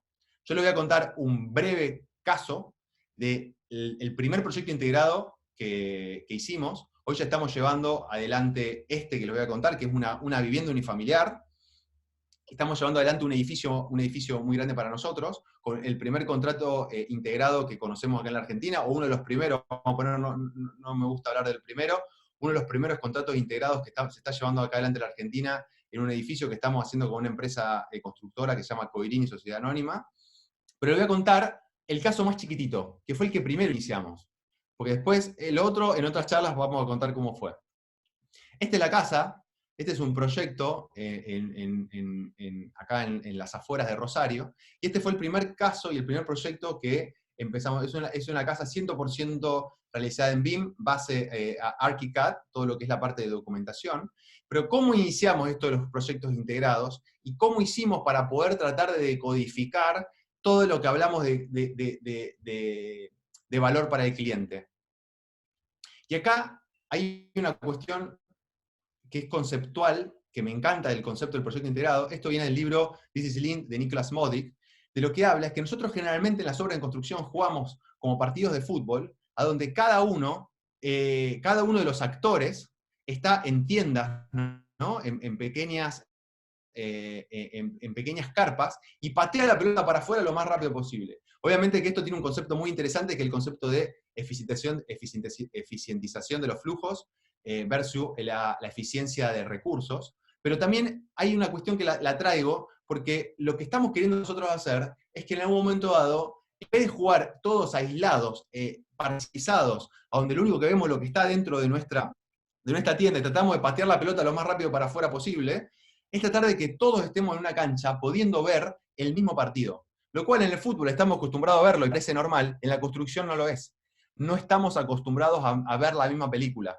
Y para el cliente, mucho menos. Y mucho menos, como le decía antes, que la última persona, la que más agrega valor, esté viendo qué es lo que quiere el cliente. Entonces, los proyectos integrados son fundamentales para poder lograr esas situaciones. Esto es justamente la diferencia entre el método tradicional de diseño, licitación y construcción y cuál es el diseño y construcción, y cómo se achican los plazos de tiempo. Esto ya lo vieron, así que voy a ir un poco más rápido. Última, si quieren, después hacemos una charla más específicamente con esto, pero lo que quiero, digamos, que les quede de este gráfico, es como en el de abajo es secuencial, de planeamiento conceptual, voy al diseño preliminar, el diseño final, después la licitación, después la nueva licitación. En definitiva, es un flujo completamente lineal, y a donde el cliente queda solo en el inicio, y es casi como el juego ese, a donde uno se va pasando un secreto al oído del otro, y cuando llega al final se dice cualquier cosa. Bueno, en la construcción es más o menos lo mismo. para el cliente, para lo que es valor para el cliente. Entonces, justamente lo que tratamos de tratar de hacer es integrar a todos los actores lo más temprano posible. Esto justamente es la cronología del proyecto que estamos usando en la parte Lean. Como lo que hacemos primero es definir claramente cuál es el caso de negocio del cliente, qué es lo que el cliente necesita, definir lo que ahora vamos a ver un poco más adelante, son las causas de satisfacción. Después trabajamos sobre el concepto de definir un precio, target, y después lo que vamos a hacer es empezar a diseñar para poder llegar a ese precio target. Obviamente que esto requiere un montón de cambios en la lógica y en la dinámica de un desarrollista, en mi caso un cliente, que es, por ejemplo, no salir a buscar a los proveedores por precio, sino integrarlos por la capacidad que tengan para poder bajar los precios y después armar un equipo para poder trabajar en conjunto y que ese equipo tenga muy claro desde la etapa inicial a la etapa final cuáles son las necesidades y expectativas de nuestros clientes. Entonces, ¿cómo podemos hacer para lograr esto? Esta es una foto del equipo que se para la construcción de esa casa. Esta fue una de las primeras reuniones. Acá tenemos a parte de la empresa constructora, tenemos a un Lean, especialista Lean, tenemos a la empresa, por ejemplo, destinada a la parte de movimiento de suelos, tenemos al subcontratista del hormigón. O sea, tenemos a todo el equipo que se juntó al inicio para poder empezar a trabajar colaborativamente en eso. Se lograron este tipo de reuniones a donde se definían cuál era el target de tiempo, distintas estrategias, se hizo la planificación de pool, hicimos layouts de obra como para poder ver y segmentar y trabajar para cómo poder hacer para generar los distintos lotes de trabajo. Fueron un trabajo muy arduo de algo que no estamos acostumbrados a hacer, es un trabajo de preconstrucción. Esto se hizo, todo este trabajo se hizo antes de iniciar la obra, no con la obra hecha. Acá ya estaba el capataz. ¿Cuánto tiempo antes, Rómulo? Para una casa parecía un montón, pero hoy en día ya es una dinámica, es un modo de trabajar que no lo podemos pensar de otro modo que no sea este.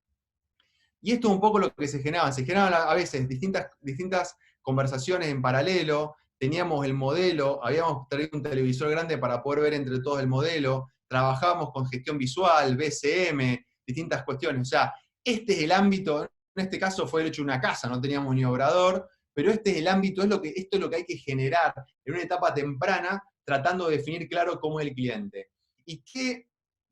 Y una vez que iniciamos la obra, toda esa información se pasó al obrador, este es el obrador, este es las planner, arriba están las fechas de hitos, están los planos, toda la información, nada. Es todo este trabajo, toda esta dinámica, toda esta lógica, se lleva de una herramienta o un pequeño concepto que es fundamental para poder materializar, para poder tal vez tangibilizar estas expectativas del cliente. Porque muchas veces pasa también que, como le decía, como son cuestiones subjetivas, lo que pasa es que el cliente no sabe decírtelo, o no sabe decirte qué es lo que quiero. Entonces, ahí es donde nosotros tenemos la obligación, ya que somos los que tenemos que brindar valor, es que tengamos algunas herramientas para poder hacerlo. Una de ellas es las condiciones de satisfacción. En inglés es COS, porque es Cost of Satisfaction. Yo se los pongo en inglés, porque si ustedes después encuentran bibliografía para poder reconocer los conceptos que estamos hablando. Entonces, las condiciones de satisfacción son fundamentales para poder definir cuáles son estas expectativas del cliente. ¿Qué es? Las condiciones de satisfacción son una serie de puntos que se definen al inicio, en esas reuniones que les mostré, que se hacen al inicio de la obra. Son una serie de puntos que son una especie de los fundamentos que nos van a guiar durante toda la obra. Y no solamente ahí se valorizan el valor para el cliente, sino también una cosa muy importante es qué es valor para el equipo de trabajo.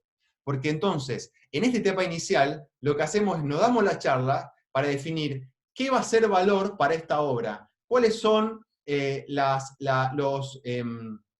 formas en las cuales nos queremos relacionar, qué es éxito para este equipo. La pregunta es, ¿qué es éxito para este equipo? Entonces, acá son algunas de las importancias o cuáles son las cuestiones que nos ayudan a poder, digamos, definir estas condiciones de satisfacción, ¿no? Una es trabajar sobre el concepto de alinear intereses. Generar acuerdos en las prioridades del proyecto por parte de todos los involucrados. Promueve la integración, porque ya no es lo que yo pienso con lo que piensa el otro, acá es lo que estamos pensando todos. Lo que tenemos que hacer con las condiciones de satisfacción es hacer una especie de acuerdo, a donde todos tenemos que estar de acuerdo y lo vamos a medir durante toda la obra. Por eso promueve la integración. Amplía las metas más allá de tiempo y costo. Siempre estamos acostumbrados que parece que los proyectos la única meta es tiempo y costo, y no, tenemos que ser mucho más amplios con respecto a eso. Desarrolla un lenguaje en común. Define los comportamientos esperados. Es muy importante hablar sobre el concepto de comportamientos en equipos de trabajo y cultura de trabajo. Y ayuda justamente a construir esto de la cultura de trabajo y ayuda a tomar mejores decisiones. ¿Por qué? Porque vos ya tenés alineado cuál es el norte. Entonces, por más que después tenemos avanzada en la obra, cuando tenemos que tomar una decisión, nos tenemos que dar vuelta y tenemos que ver qué es valor para el cliente. Y eso nos va a ayudar a tomar mejores decisiones. Un caso fundamental que tiene que tomar en cuenta para poder generar las causas de satisfacción que sean específicas, que sean medibles, que sean alcanzables, que sean realistas y en tiempo, digamos. O sea, ¿esto qué significa? No es tirar al voleo cualquier cuestión. No, trabajemos con que sean específicas, que sean claras, dónde, cuándo y cómo, que sean medibles, que sean posibles de cuantificar, que sean realistas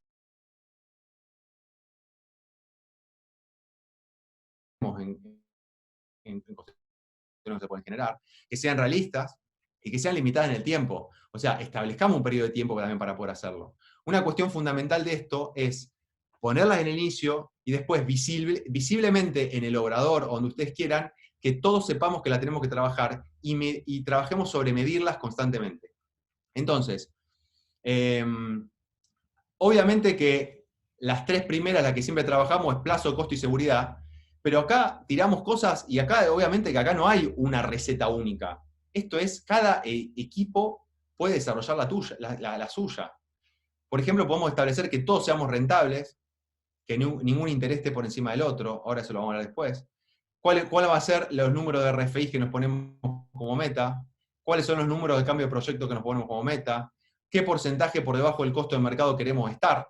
¿Qué porcentaje mejora la productividad? El trabajo en equipo puede ser un RFI. Asistencia a reuniones de las planner, por ejemplo, empezar a medir las asistencias y ponerlo como una meta del equipo, que no sea responsabilidad solamente del jefe de obra, sino que sea responsable absolutamente de todos.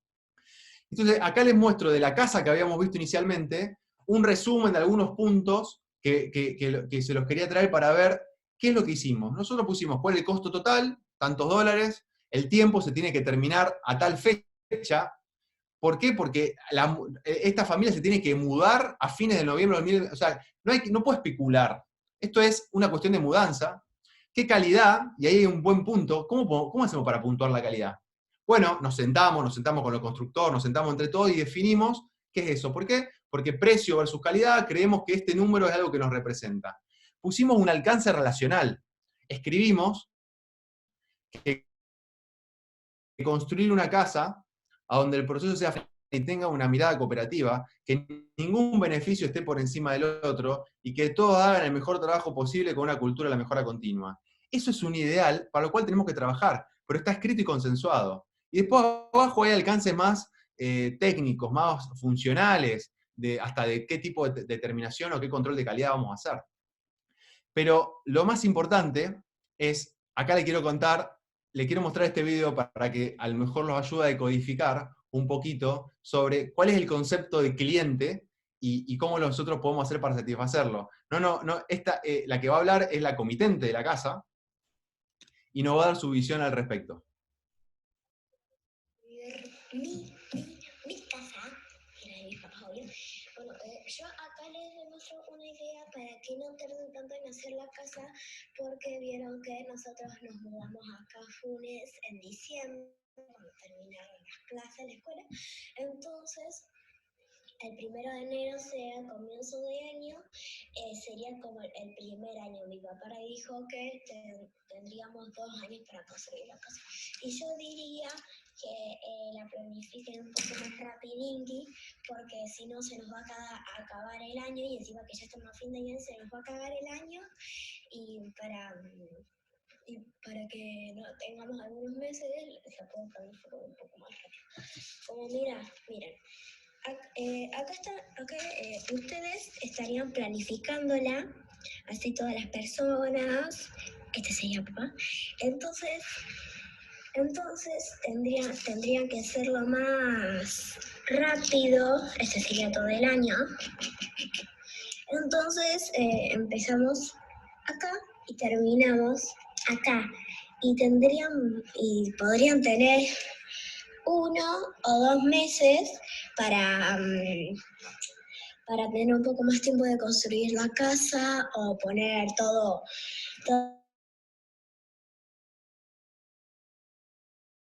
o poner el cemento que necesiten. Así, gracias.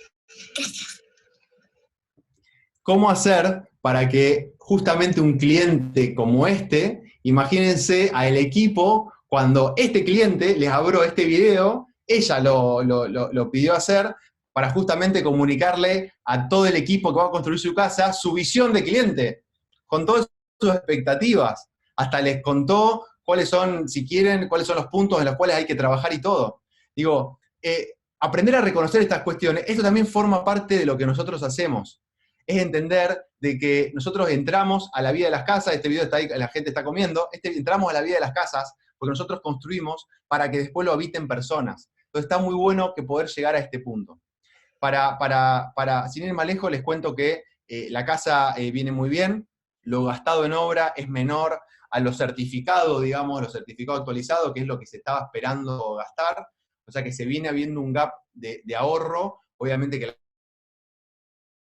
terminemos, les doy un poco cómo termina la película, pero estamos muy contentos y muy entusiasmados como viene siendo la performance de esta experiencia y principalmente también de cara al cliente.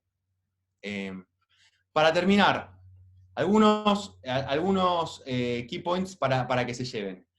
Uno es póngale nombre a sus obras. No lo hablé en esta charla, pero los que me escucharon en la charla cuando vi en Perú lo van a entender. Un guiño para los que ya me escucharon. Lo segundo es, definan a sus clientes, tanto exteriores o interiores, en todas las dimensiones que vimos, defínanlos, pónganle nombre, pónganle apellido, por más que no los conozcan, fíjense cómo nosotros al inicio hicimos alguna pequeña herramienta para poder encontrar, poner una cara a un cliente que yo no tenía, que eran ustedes como webinars, en este webinar. Definan cuáles son las causas de satisfacción, claramente, trabajen mucho para eso. Intégrense, es fundamental para poder hacerlo. Trabajen sobre el concepto de formación, muy importante, fijen cómo pueden hacer para eficientizarlo. Y por último, agreguen valor a sus clientes. Ténganlo eso como meta y como clave. Y recuerden siempre que desarrollar un buen negocio, desarrollar una mejor ciudad, no es solo construir edificios, sino es construir vínculos. Así que bueno, muchas gracias. Hasta acá he estado. Me demoré un poco más. Les pido disculpas a todos. No sé, José, si estás por ahí. Claro, sí, sí. Tengo algunas preguntas. No sé si podemos pasar a que las escuches y absolverlas. Nos escribe Luis Guillermo Zapata y nos dice, el valor típico y simple del cliente es no desear adicionales, pero ¿cómo controlar la calidad del proyecto que genere las indefiniciones? El valor típico y simple del cliente es no desear adicionales. Bueno.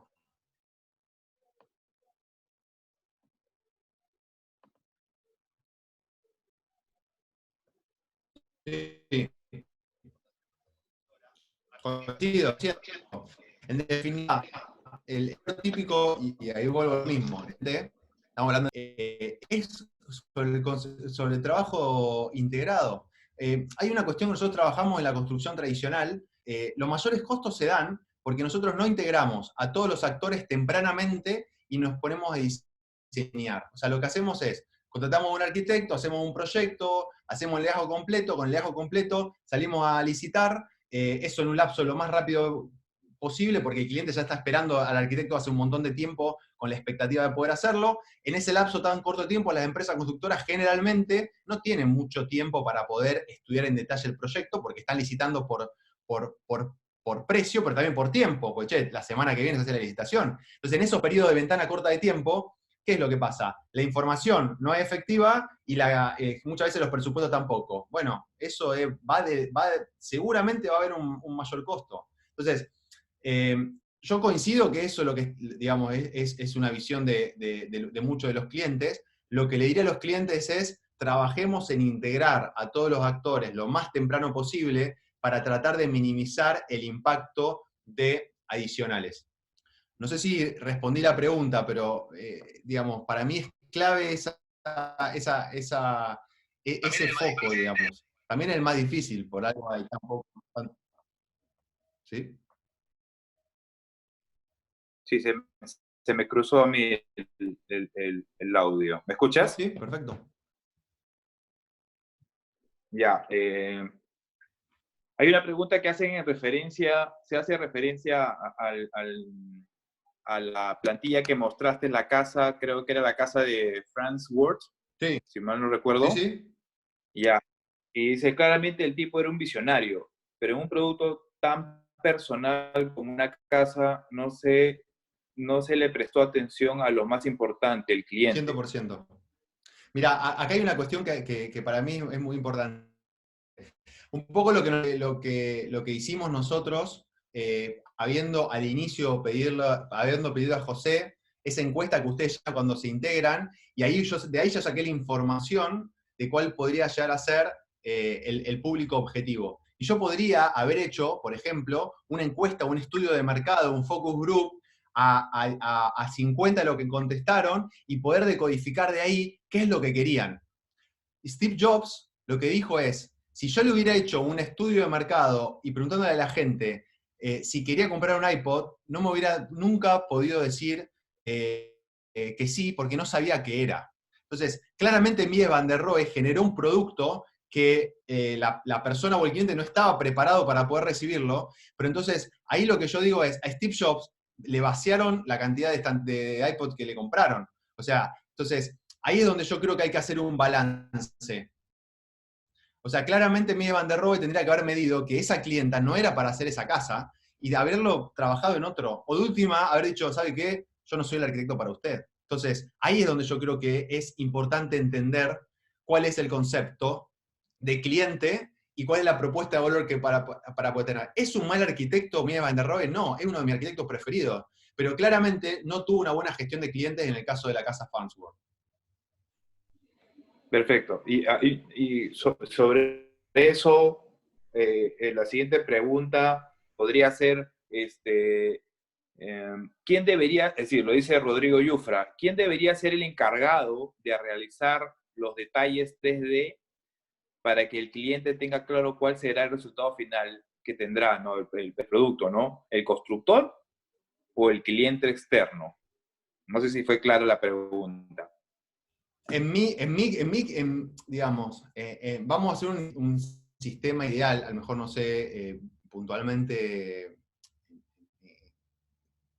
cuál es el proceso en el cual está involucrado la persona que hace la pregunta, pero vamos a hacer un caso testigo para poder verlo.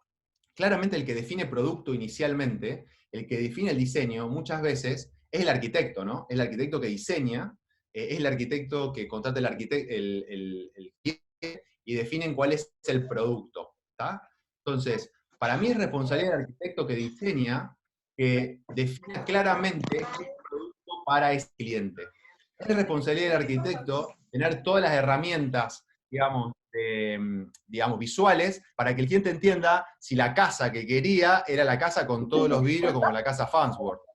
si en ese proceso ya hay un problema de comunicación, es probable que cuando entre la empresa constructora se vaya incrementando los problemas. Entonces, para mí no es responsabilidad de la empresa constructora, es responsabilidad del arquitecto. Ahora, sí es responsabilidad de la empresa constructora darse vuelta y entender el concepto de cliente interno. Entonces, todos esos detalles que yo le mostré de la ubicación, de cómo sectorizar, digamos, esa decodificación de ese producto que hizo el arquitecto al obrero, esa es responsabilidad de la empresa constructora. Esa no es del arquitecto, porque el responsable de la conducción técnica de ese proceso de transformación es la empresa constructora y su equipo. Ahora, muchas veces lo que nosotros hacemos es que los modelos, por ejemplo, BIM, nosotros lo hacemos a una escala y digamos, con un grado de detalle, y después lo toma la empresa constructora y lo retrabaja y genera la información que necesita para poder construirlo. Ese, para mí, es las cuestiones de responsabilidad en cuanto a documentación técnica, si querés, de algún modo. Para que sea eficiente, ¿no? Claramente. Por eso, si encima, en vez de hacerlo secuencial, solo logramos que la empresa constructora trabaje en conjunto con el estudio de arquitectura, mejor, porque entonces el legajo, el arquitecto ya lo hace eficientizado y con el constructor al lado diciéndole resolvamos de este modo esta situación o esta documentación. Perfecto. Y en ese respecto, y al respecto de eso, Frank Salazar nos pregunta, ¿no? ¿Se debe dar a conocer la variabilidad del proyecto al cliente y qué es normal, para lo cual se le debe dar algo de rango de variación? O sea, ahí hay que ver si en el método tradicional o en el método integrado. Yo soy cliente, o sea que en realidad yo lo que voy a tratar es de que ustedes me blanqueen todo, lo que no quiero tener sobresaltos como concepto. ¿Qué es lo que hacemos nosotros? La variabilidad va a estar indefectiblemente, o sea, todos sabemos que la variabilidad va a estar, y eso está. Sin ir más lejos, levante la mano quien planificó en su planificación de obra esta pandemia. O sea, no existe, el mundo no planificó esta pandemia. Nuestro amigo Bill Gates tiene algo para decir al respecto. Ahora, claramente la variabilidad nos va a pegar. Lo que nosotros podemos hacer, y es lo que nosotros hacemos en nuestro proyecto, estamos empezando a hacer ahora en los proyectos integrados, son matrices de riesgos. ¿Para qué? Para tratar de ponerle nombre y apellido, porque variabilidad es un nombre muy amplio. En realidad la variabilidad son un montón de cosas. Donde la variabilidad puede ser, no sé, que se rompa la grúa, que nos quedemos sin vibrador, que el proveedor de concreto falle, clima, o sea, variabilidad son un montón de cuestiones, cuestiones financieras. Entonces, lo que nosotros hacemos es hacer una matriz de riesgos, a donde definimos cuáles son esos riesgos y cuáles son los planes de acciones o acciones mitigadoras de ese riesgo. Entonces, si variabilidad vos, por ejemplo, estás llamando a, en una planificación, algunos buffers o colchones, siempre lo que recomendamos es ustedes tengan una meta interna y al cliente, digamos, y dense un buffer ustedes para poder trabajar con eso sabiendo que la variabilidad va a pegar. Trabajen en todo su proceso de producción metiendo buffers diarios, semanales y mensuales, y un buffer al final de la obra, y ese es un poco, digamos, la planificación venta, si quieren, es la que le van a dar a sus clientes. Tengan siempre esa variabilidad en concepto. El cliente quiere estar al tanto de las cuestiones, más en un cliente cuando vos trabajás en un aspecto de colaboración, pero tampoco estás todo el día sobresaltando o generando ansiedades. O sea, ahí están cuestiones propias. Es como si el piloto de un avión está todo el día diciendo, che, guarda, viene una tormenta, ay, vamos apretando. No, el tipo toma las decisiones y toma todos los recaudos propios para poder hacerlo. Entonces, depende, digamos, tiré como tres aspectos distintos, sí trabajar para poder mitigarla y poder hacer matrices de riesgo para poder trabajar en eso. Perfecto, no sé, tengo la última pregunta. A ver, nos dice Freddy, ¿cómo se integra al constructor antes de ser adjudicado? Si bien es cierto, se licita con 5 postores como mínimo, ¿no? ¿Cómo se integra el constructor antes de ser adjudicado? Bueno, acá lo que tenemos que ver, y eso es un cambio cultural que nosotros hicimos en la empresa ya hace unos años, y nos llevó bastante tiempo, pero lo hicimos y la verdad que funciona muy bien, que es, primero, Lean establece que todas las relaciones son de largo plazo. Entonces, si todas las relaciones son de largo plazo, Pepe, hola. Sí, te escucho. Perdón. Pensé que se había ido. No. Ok, bueno, si todas las relaciones son de largo plazo, lo que nosotros tenemos que empezar a construir con nuestros proveedores relaciones de largo plazo. Entonces, no puede ser, nadie está entrando a la construcción por primera y única vez. Todos tenemos un track record, todos tenemos una historia. Muchas veces pasa, cuando vos ves para atrás, empresas que tienen 10, 15 años, clientes que tienen 10, 15 años, no pudieron construir un vínculo con una empresa constructora de más de una obra. Entonces, eso habla mal de todos los actores que intervienen. Entonces, el primer paso no es que es responsabilidad pura y exclusivamente del cliente, es responsabilidad de todos poder construir relaciones a largo plazo. ¿Cómo hacemos para construir relaciones a largo plazo? Claramente definiendo expectativas y necesidades lo más temprano posible. ¿Para qué? Para intentar satisfacerlas. Entonces, entender, por más que yo soy el cliente y yo soy el que pago, la empresa constructora es un cliente interno mío. Entonces, entender y decodificar cuáles son las necesidades y expectativas de ellos es clave para poder construir una relación de largo plazo. Cuando arrancás desde ese lado, lo que vas a empezar a encontrar es que esta empresa constructora, que vos empezaste a construir este vínculo, que arranca primero desde las ganas, no desde la licitación de los números, no, arranca desde las ganas de querer compartir, y esto queda medio hippie, pero es así, y no es una cuestión de solamente por querer compartir, es porque yo estoy convencido de que si construyo un vínculo más cercano, más estratégico, con quien representa hoy en una obra en construcción casi el 50% de mis costos directos, que es la mano de obra, y claramente ya no es un proveedor, es un aliado estratégico. Entonces, lo que yo quisiera de ese aliado estratégico es que esté conmigo durante mucho tiempo, que yo me entienda, que entienda mi lenguaje, que entienda mis necesidades, que entienda cuáles las calidades esperadas por nosotros, que entienda mis particularidades, a lo mejor comerciales, administrativas. Ahora, todo eso, ¿lo puedo ver en una licitación? No, es imposible. Por eso vuelvo a lo mismo. Es muy importante tener precios de referencia, es muy importante licitar, pero hay que salir del concepto de licitación. Nosotros lo que hacemos es hacer licitaciones para poder ver precios de referencia, pero medir otras dimensiones para poder tomar la decisión si quiero o no trabajar con esa empresa constructora o subcontratista. Capacidad al cambio. ¿Tiene o no capacidad para poder cambiar? Ganas de cambiar. ¿Tiene o no permeabilidad al cambio? ¿Tiene o no una cultura a la mejora continua?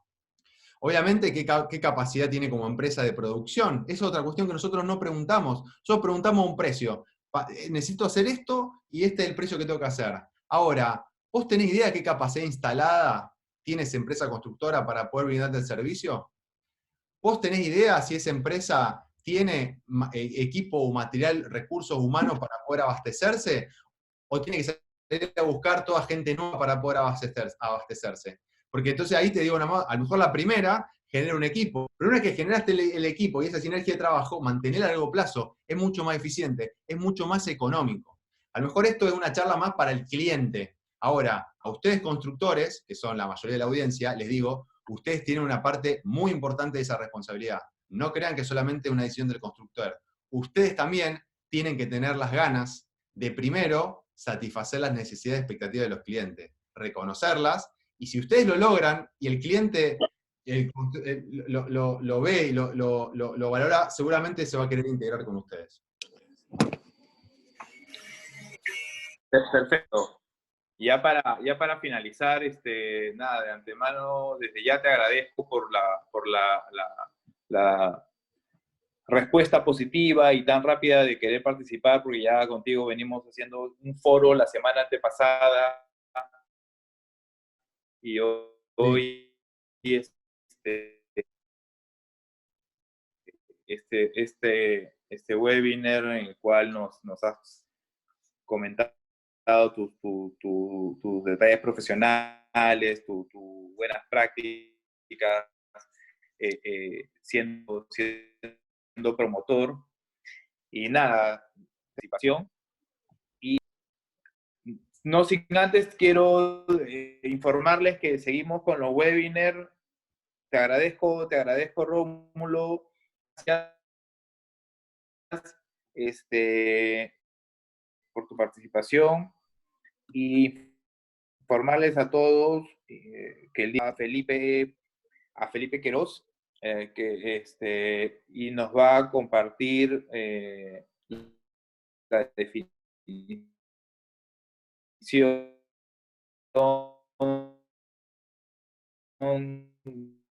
del nivel de desarrollo del diseño con BIM para cada unidad del Estado. Una propuesta del Comité BIM. Él es el presidente del Comité BIM de la Cámara de Construcción. Genial, gracias a todos. ¿Quieres dar una última reflexión final sobre cómo ves tú un desenlace a esta crisis que nuestra capacidad con muchos colegas de toda parte del mundo, juntarnos a charlar y explorar, y yo creo que la inteligencia colectiva es lo que nos va a poder dar soluciones al respecto. Creo que la construcción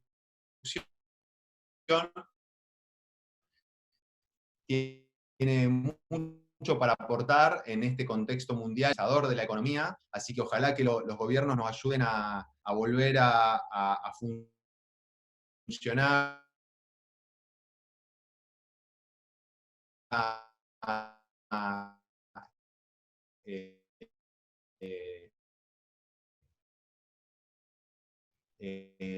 fundamentalmente que tanto hace falta en este parate tan grande que tuvo la economía. Los de propuestas al Estado para que lo hagan en Perú, estén cerca del Estado, está necesitando el aporte de todos en cara a lo que se viene y las mejores ideas desde ya. Así que bueno, es un poco. Muchísimas gracias a todos. Nada. Ahora se hizo un poco más largo de una hora, pero bueno, nada. Es un tema apasionante para mí. Todos por participar y nos vemos mañana con la ponencia de Felipe Queiroz. Gracias a todos. Gracias, Rómulo. Saludos. Tomen mucho pisco. Saludos, cuídense. Tomen mucho pisco de mi parte allá, que lo extraño mucho. Perfecto.